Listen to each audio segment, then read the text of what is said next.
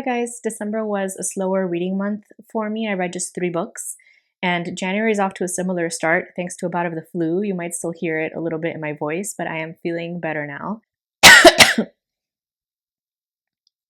think a giant tree trunk was just demolished next door. And honestly, I think that's worth saying out loud because slow reading seasons are not only normal, they're sometimes necessary. And I never want to read just for the sake of keeping up rather than for the love of reading itself. What surprised me though is how much I still got out of this small stack. And when I sat down to reflect, I realized that all 3 of the books that I read in December were to some degree addressing the same theme of community and the reality of how cold life can be when we're cut off from it. So today I'm sharing a short but meaningful December reading wrap-up, followed by a loose look at what I hope to read in the month of January.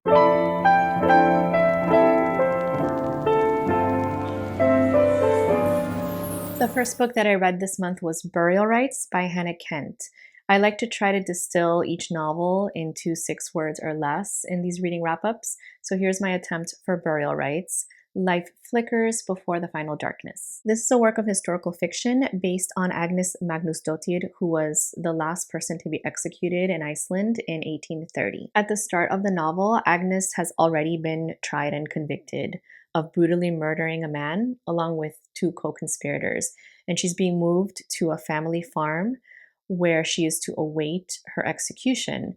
She can serve as free labor for them until her execution date is set, but she also can request a reverend that will periodically come and speak with her and kind of serve as a spiritual advisor. We slowly learn her tragic backstory, mostly by way of her frequent conversations with the young, kind Reverend Toddy, by way of her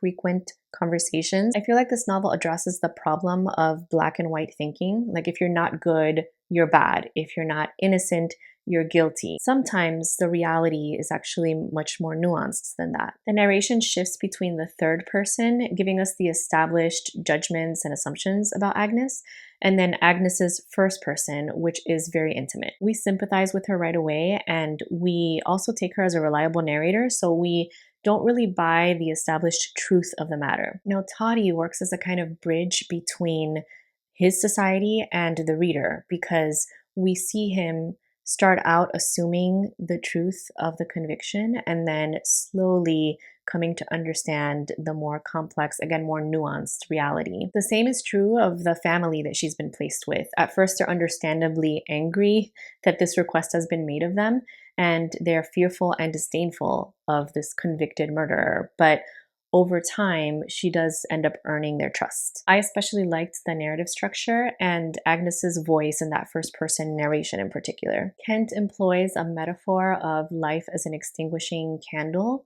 very effectively in the prologue, and it reminded me right away of the famous quote, "Out, out, brief candle" from Shakespeare's Macbeth. That's my favorite Shakespeare play and probably my favorite soliloquy. So I'll go ahead and quote it from there onwards since I know it by heart, and it does relate to this novel, I think.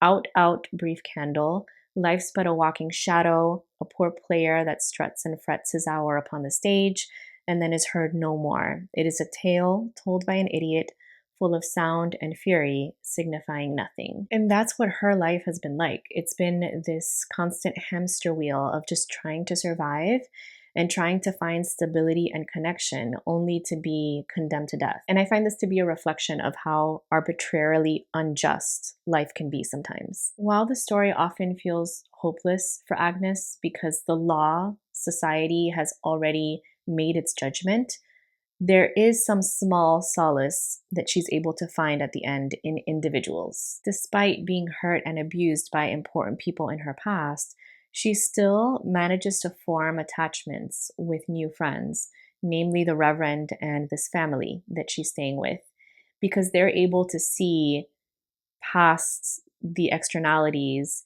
and see into the soul of the real human before them. So for the very short time she has left, she does get to feel some small sense of community and to feel like some people care for her and see her value. And that's me trying to find a small flickering light in this very dark tale. My next book in December was Emily Wilde's Encyclopedia of Faeries by Heather Fawcett, Field Notes, Fairies, and Unexpected Belonging.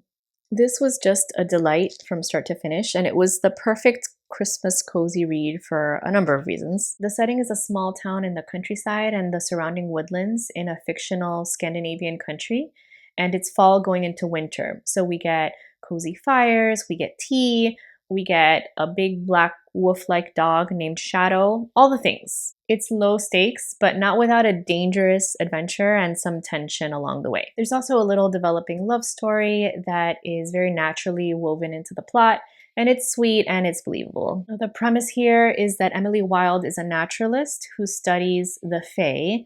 In this world, it's pretty much exactly like our world, except that the Fae realms exist. Humans accept that these realms exist and they sometimes interact with the Fae, but usually not on purpose because the Fae are unpredictable and usually dangerous. So mostly humans just kind of like try to stay out of their way. Emily, who's a bit of a recluse and is associated with Cambridge University, is trying to write the definitive work on the lifestyle and behaviors of all the realms of Fae all over the world. And this latest expedition to Scandinavia is her most remote. We get much of the narrative in the form of her field notes, where the dry fairy facts begin to become entangled with her more personal impressions and experiences as the story unfolds. I really liked the variety of Fae described, and I especially liked the little fairy that she befriends, whose name is Poe, like the author Edgar Allan Poe, and Emily Wilde, like Oscar Wilde. I don't think these are accidental names.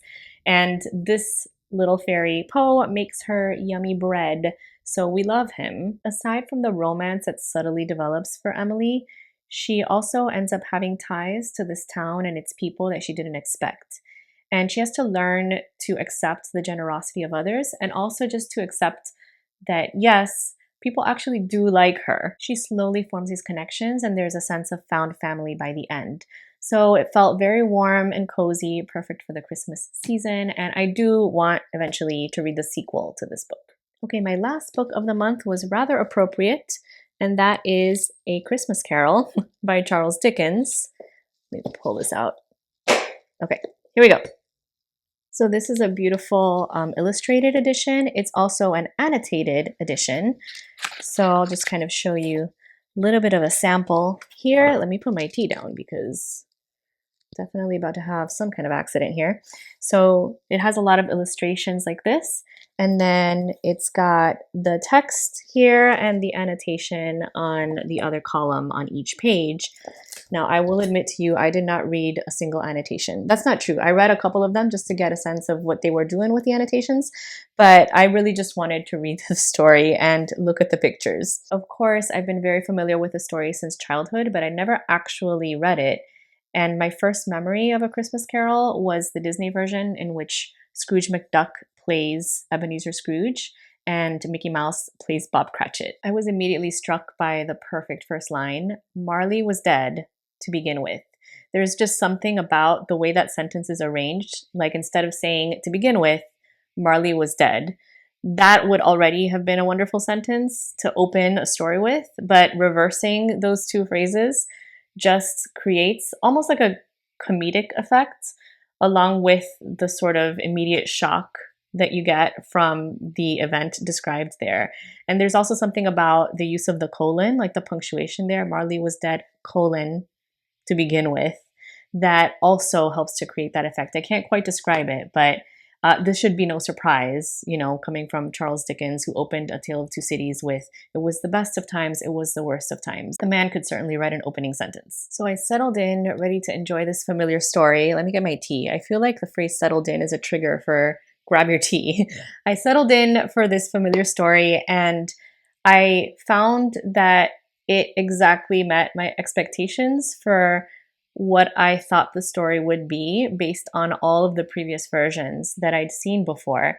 And for that reason, it felt like a reread, even though I had never read the story before. If you've seen my video on why I rarely reread, then you'll understand why the experience wasn't as immersive or engaging for me than it would have been had I not been so familiar with the plot and its themes. But it was still absolutely worth reading this short classic story that addresses really important societal themes in a very simple way and delivers the message very clearly, both to adults and children, without being very didactic. I think you all know the story. Scrooge is a selfish old man who pays his clerk as little as he can get away with. He eschews love and friendship, and he thinks that Christmas is a bunch of nonsense until he's visited by the ghost of Marley, his former business partner, and then by the ghosts of Christmas past, present, and future. This experience thaws his cold heart, and he learns that relationships do matter, that people are not merely transactional, and that there are much more meaningful things in life than wealth. This is a very simple lesson, but it's one that I feel like we need to keep learning over and over again as a society. So I don't think that this story will ever age. Once again, nothing matters more than the people in one's life. So that's it. Those were my 3 books, and we now move on to my TBR. January reading plans. As of filming, we're already halfway through the month, so I've already read 2 books. The first is Snow Country, which is by a Japanese author, and this won the Nobel Prize in 1968.